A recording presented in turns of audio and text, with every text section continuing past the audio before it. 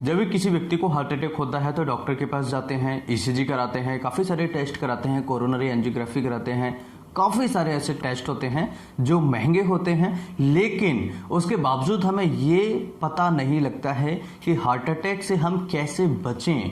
यानी कि आपके टेस्ट सारे हो जाते हैं, आपकी दवाइयाँ चालू हो जाती हैं, आपका इलाज शुरू हो जाता है, लेकिन आपको कभी ये नहीं बताया जाता है कि सर हार्ट अटैक हमें मेन कॉज क्या था और कैसे हमें इससे बचना है। कौन से ऐसे लोग हैं, 5 तरह के ऐसे कौन से लोग हैं जिनको हार्ट अटैक होने के चांसेस सबसे ज़्यादा होते हैं। और अगर हमें पता लग जाए कि इन पेशेंट को हार्ट अटैक हो सकता है तो ऐसे सिचुएशन में हम उससे बच सकते हैं। तो आज के इस वीडियो में फ्री ऑफ कॉस्ट आपको ये महत्वपूर्ण जानकारी मैं देने वाला हूं और बताने वाला हूं, समझने वाले हैं कि किस तरह से 5 तरह के ऐसे लोग हैं जिनको हार्ट अटैक होने के चांसेस सबसे ज़्यादा होते हैं। और अगर ये लोग पहले ही यानी कि 2-4 महीने पहले ही होशियार हो जाएं, अपने लाइफस्टाइल में चेंजेस करें, अपने जीवन में बदलाव करें, तो वो हार्ट अटैक से बच सकते हैं और बड़ी बड़ी जांचों को कराने से, बड़े बड़े हॉस्पिटल में जाने से बच सकते हैं। तो सबसे पहला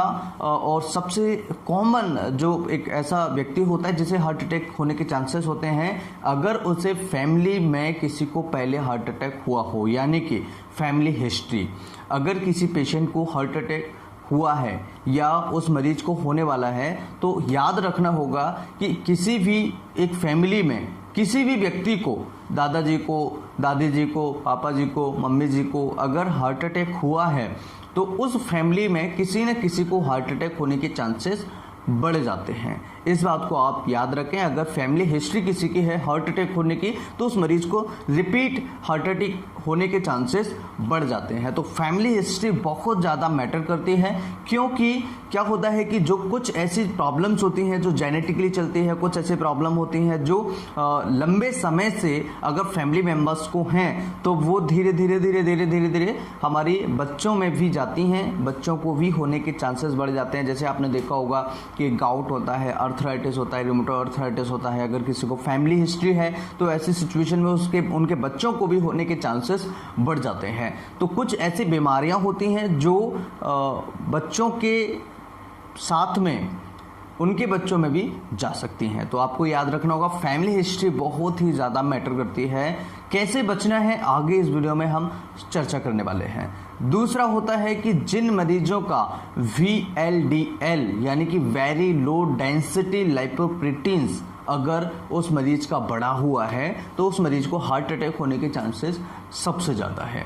अब ये VLDL क्या है? देखिए, एक होता है HDL का मतलब होता है हाई डेंसिटी लाइपोप्रोटीन्स और VLDL इसका मतलब वेरी लो डेंसिटी लाइपोप्रोटीन्स। अब दोनों में डिफरेंस क्या है? देखिए, कॉमन सी चीज़ को आप समझने के लिए आप इतनी सारी जांचें कराते हैं और आप अपने बड़े बड़े डॉक्टर्स के पास जाते हैं, लेकिन आपको एक कॉमन छोटी सी चीज़ समझ में नहीं आती है और न कोई आपको समझा पाता है।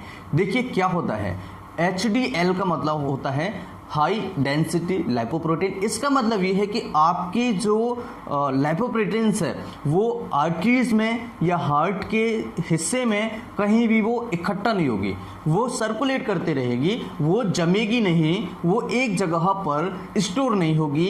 ये होता है हाई डेंसिटी लाइपोप्रोटीन्स।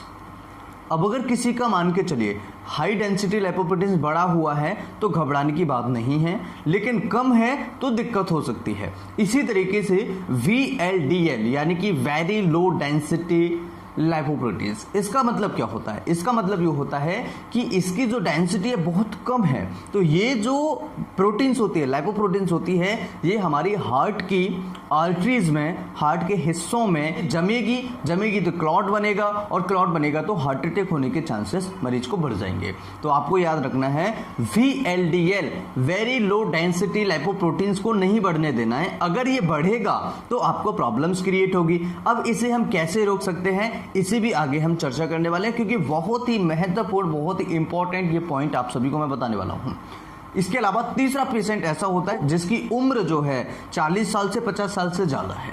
अगर किसी व्यक्ति की उम्र 40 से 45 से ऊपर है, ज़्यादा हो चुकी है, तो ऐसे पेशेंट्स में हार्ट अटैक होने के चांसेस ज़्यादा होते हैं। साथ में अगर उस मरीज को ओबेसिटी है तो मैं नॉर्मल व्यक्ति की बात नहीं कर रहा हूँ। अगर एक व्यक्ति है जो फिट है, उसका ओबेसिटी जो लेवल है, VMI इंडेक्स जो है वो नॉर्मल है, तो उसको हार्ट अटैक की बात नहीं कर रहा हूँ मैं। जिनका BMI जो इंडेक्स है उनका हाई है, बहुत ज़्यादा है, और उनकी उम्र 40-45 से ऊपर है, तो ऐसे लोगों में भी हार्ट अटैक होने के चांसेस बढ़ जाते हैं। यानी कि ओबेसिटी है, ओबेसिटी मोटापा है, तो मोटापा जिन लोगों को बढ़ता है उनका VMI इंडेक्स भी बढ़ता है। और अगर बॉडी मास इंडेक्स, VMI का मतलब होता है बॉडी मास इंडेक्स, अगर वो भी हाई है और पेशेंट उम्र में भी 40-50 को क्रॉस कर चुका है, तो उसको हार्ट अटैक होने के चांसेस बहुत ज़्यादा होते हैं। तो ऐसी सिचुएशन में हमें याद रखना है कि हमें वो जो हमारा फैट इकट्ठा हो रहा है, वो फैट जो जमा हो रहा है बॉडी के अंदर, शरीर के अंदर, वो हमें रिमूव करना पड़ेगा। कैसे रिमूव करेंगे वो भी आगे हम चर्चा करने वाले हैं। इसके साथ में चौथा पॉइंट है, जिन लोगों को कम एक्सरसाइज करने की आदत है, या फिर एक ऐसा वर्क है जो खाना प्रॉपर तरीके से खा रहे हैं, सारी चीज़ों को हम खा रहे हैं, लेकिन हमारी एनर्जी जो कंजप्शन है वो बहुत लो है। तो एनर्जी कंजप्शन जो है बहुत कम है, या एनर्जी जो है वो कम यूज कर रहा है पेशेंट, तो फैट बढ़ेगा। जब फैट बढ़ेगा तो आपको काफ़ी सारी प्रॉब्लम्स आएंगी। तो जिनकी कम एक्सरसाइज है, चलने फिरने का काम कम है, ऐसे लोगों को अपनी डाइट मेंटेन करनी होगी, जिससे कि उनका फैट नहीं बढ़े और उनको हार्ट अटैक जैसी बीमारियों का सामना न करना पड़े। इसके साथ में पांचवा और मोस्ट इंपॉर्टेंट पॉइंट है, जो लोग ज़्यादा स्मोकिंग करते हैं, हैबिचुअल स्मोकर्स होते हैं, या जो टबैको ज़्यादा च्यूइंग करते हैं, तो ऐसे सिचुएशन में जिनको भी ये लत है या जो आदत है, जो हैबिट है, जो इन पेशेंट को हैबिचुअल हो चुके हैं इन चीज़ों के, ड्रग्स के, या स्पेशली दो चीज़ों की बात कर रहा हूँ मैं, स्मोकिंग एंड टबैको च्यूइंग, तो इन पेशेंट्स को भी हार्ट अटैक होने के चांसेस बढ़ जाते हैं। और उन पेशेंट को अगर हम ये चीज़ें बंद न करें तो उनकी प्रॉब्लम्स बढ़ जाएगी। अब बात करें कि हम कैसे पता लगाएं या हम कैसे ठीक करें कि हमें हार्ट अटैक होना। इसके लिए 3-4 चीज़ें आपको याद रखनी होंगी। सबसे पहले आपको अपनी लाइफ स्टाइल में चेंजेस करना होगा। अगर किसी का VLDL प्रोटीन बढ़ा हुआ है, यानी कि वेरी लो डेंसिटी लिपोप्रोटीन्स बढ़ा हुआ है, तो उस मरीज को तेली पदार्थ वाली चीज़ें तुरंत कम कर देना है। अगर तुरंत कम नहीं करेगा मरीज, तो उसको हार्ट अटैक के चांसेस उतने ही बढ़ते चले जाएंगे। इसलिए आपको याद रखना है, अगर किसी भी मरीज का बॉर्डर लाइन पर भी है VLDL, तो आप कोलेस्ट्रॉल जैसे तेली चीज़ें जितनी भी होती हैं, ज़्यादा तेल वाली चीज़ें हैं, फ्राइड चीज़ें हैं, उन्हें खाना बंद कर दें। बाहर की चीज़ें जो भी हैं उन्हें खाना तुरंत बंद करें, और अपनी VLDL जो है वेरी लो डेंसिटी लिपोप्रोटीन्स है, उसे कम करें, जिससे कि वो मरीज को राहत मिले। ये सबसे पहला पॉइंट है, क्योंकि इसे कम करना, अगर कम नहीं करेंगे तो ये शरीर में इकट्ठा होगा, आर्टरीज में इकट्ठा होगा, और ये धीरे धीरे रुकावट पैदा करेगा, फिर क्लॉट पैदा करेगा, क्लॉट बनाएगा, वो फूटेगा, तो ऐसी सिचुएशन में आपको हार्ट अटैक होने के चांसेस बढ़ जाएंगे, राइट। दूसरी चीज़, जो स्मोकिंग ज़्यादा करते हैं, जो टबैको ज़्यादा च्यूइंग करते हैं, तो उनको ये हैबिट हटानी पड़ेगी, उनको ये हैबिट बंद करनी पड़ेगी, क्योंकि स्मोकिंग हमारा लंग्स को डैमेज करता है, हमारे ब्लड में मिक्स होके ये काफ़ी सारे केमिकल्स को डिस्टर्ब करता है, जिसकी वजह से हार्ट अटैक या फिर अस्थमा या लंग्स जैसी बीमारियां, लंग्स रिलेटेड डिसऑर्डर्स की काफ़ी सारी प्रॉब्लम्स हमें पैदा हो जाती हैं, स्टार्ट हो जाती हैं। इसलिए स्मोकिंग या टबैको च्यूइंग को हमें स्टॉप करना होगा, उस मरीज का बंद करना होगा। तीसरा, जिन मरीजों को ओबेसिटी ज़्यादा है उनको एक्सरसाइज स्टार्ट करनी होगी। मॉर्निंग एक्सरसाइज करें, योगा करें, मेडिटेशन करें। अगर वो लोग नहीं करेंगे तो उनका फैट बढ़ता चला जाएगा, चर्बी बढ़ती चली जाएगी, ओवेस होते चले जाएंगे, तो ऐसी सिचुएशन में उनको हार्ट अटैक होने के चांसेस बढ़ जाएंगे। क्योंकि जब हमारा फैट बढ़ता है तो हमारे स्किन के नीचे, आप देखेंगे स्किन के नीचे आर्टरीज, वेन्स होती हैं, स्पेशली आर्टरीज थोड़ी डीप होती हैं, तो वेन्स हमारी दबती हुई चली जाती है, उनको कैनुला लगाने में भी वो काफ़ी सारी प्रॉब्लम्स होती है। तो ऐसी सिचुएशन में अगर फैट जो है हमारा बढ़ता चला जाएगा तो वेन्स पर भी प्रेशर बढ़ेगा और हाई ब्लड प्रेशर होगा।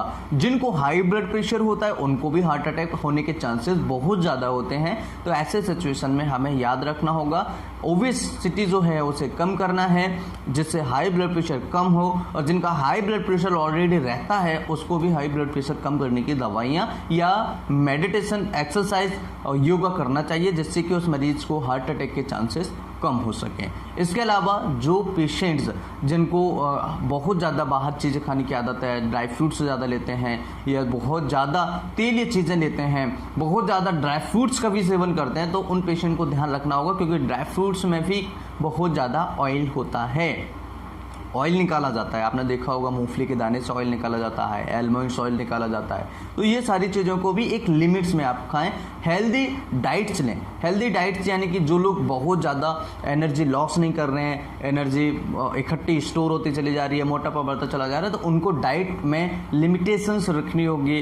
ज़्यादा हाई कार्बोहाइड्रेट्स वाली चीज़ें नहीं खाना है, ज़्यादा हाई कोलेस्ट्रॉल वाली चीज़ें नहीं खाना है, जिससे कि जो शरीर में इकट्ठा हो रहा है एनर्जी, उसे हम हमारी बॉडी यूज कर सके और हार्ट अटैक से हम बच सकें। आई होप कि वीडियो बहुत ही ज़्यादा हेल्पफुल होगा। इस तरह की और वीडियोस देखने के लिए चैनल को सब्सक्राइब करें। आप हमारे नए चैनल डॉक्टर लोकेंद्र ब्लॉग पर भी विजिट कर सकते हैं। वहाँ पर भी हम वीक में एक बार बहुत ही ज़्यादा हेल्दी और बहुत ही ज़्यादा अच्छे अपडेट्स वहाँ पर हम प्रोवाइड करते हैं और आपको रेगुलर वीडियोस वहाँ पर भी देखने को मिल जाएगी। नमस्कार, thanks for watching, have a nice day. जय हिंद। वीडियो को ज़्यादा से ज़्यादा शेयर करें और चैनल को सब्सक्राइब करें। जय हिंद।